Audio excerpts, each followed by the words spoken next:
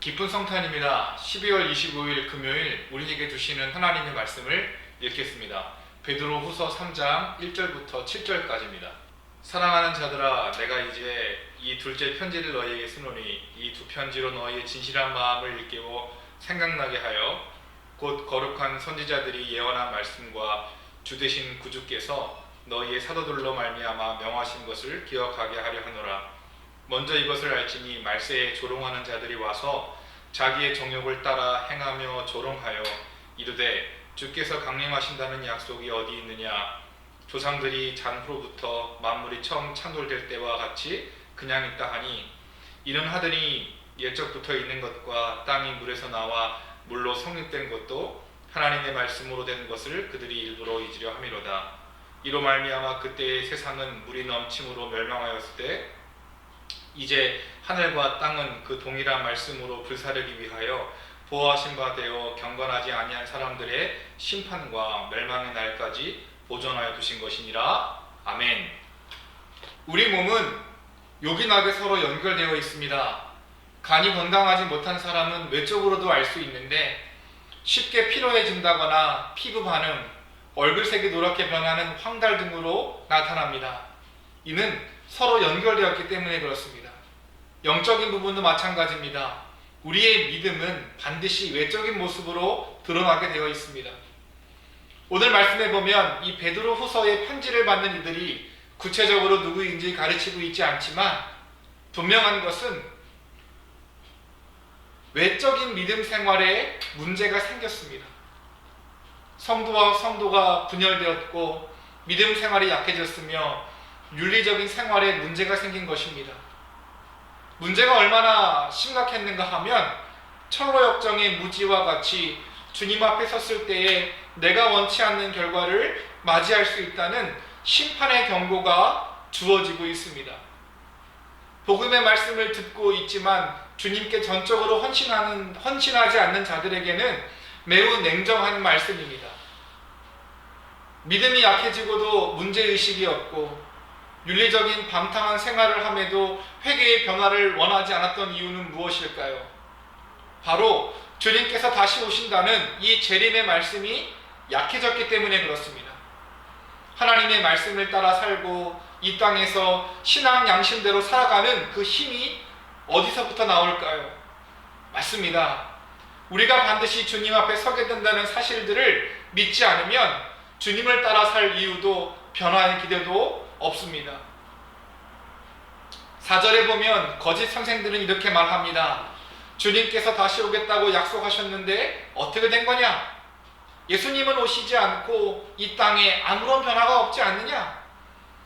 거짓 선생들이 가장 먼저 무시하는 것은 이 세상이 하나님께서 만드셨고 자연법칙에 따라 세상이 움직이는 것이 아니라 하나님의 간섭, 하나님의 개입, 그리고 하나님의 보존하시는 은혜의 결과임을 믿지 않는 것입니다.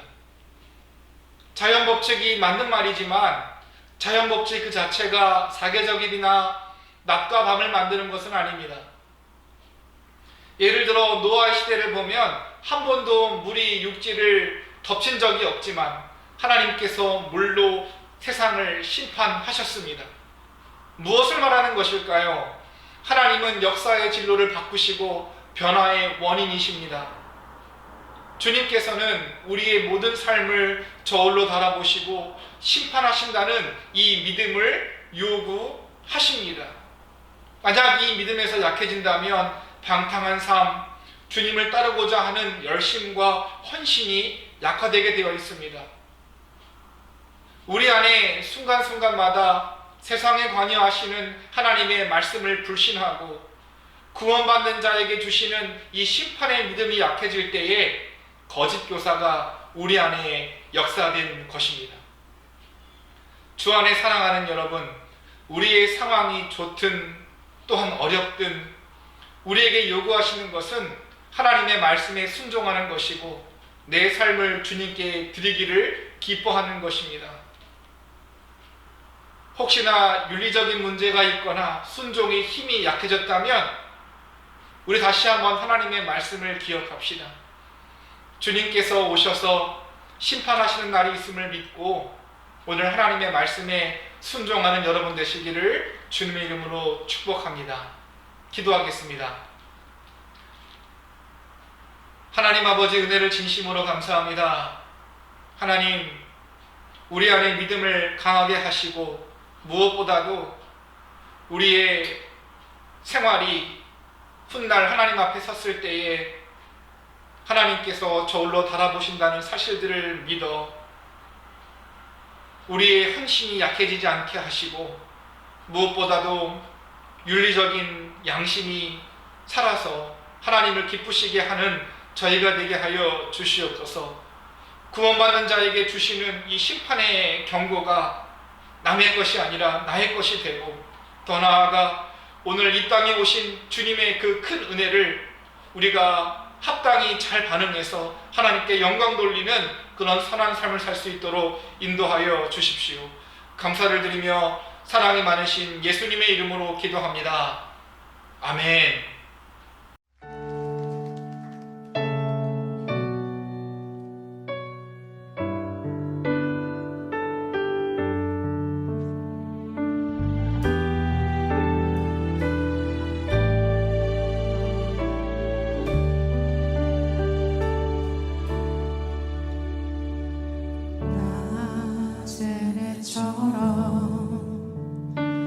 밤엔 달처럼 그렇게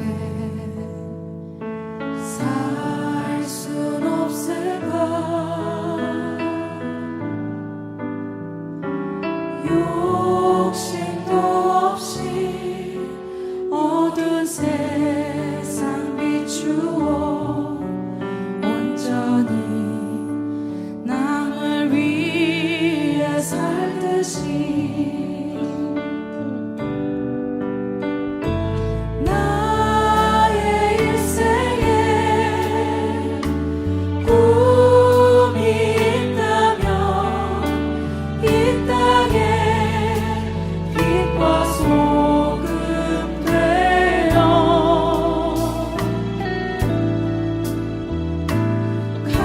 가난한 영혼, 지친 영혼을 주님께 인도하고픈네. 나의 욕심이 나의 못난 자가 언제나 커다란 짐되어 나를 짓눌러 마음을 곤곡해 하니 예수여 나를 도와주소서. 예수님처럼 바울처럼 예수님처럼 바울처럼 그렇게 살 수 없을까? 나를 위하여 당신들의 온몸을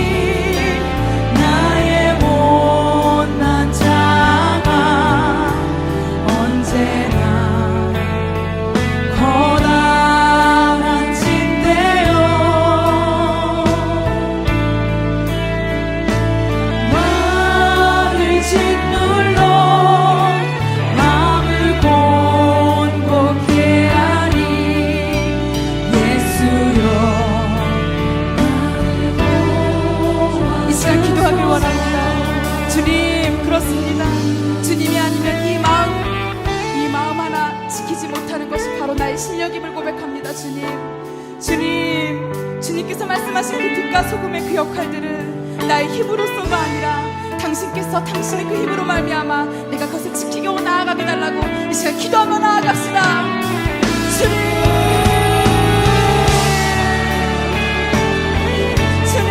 아버지,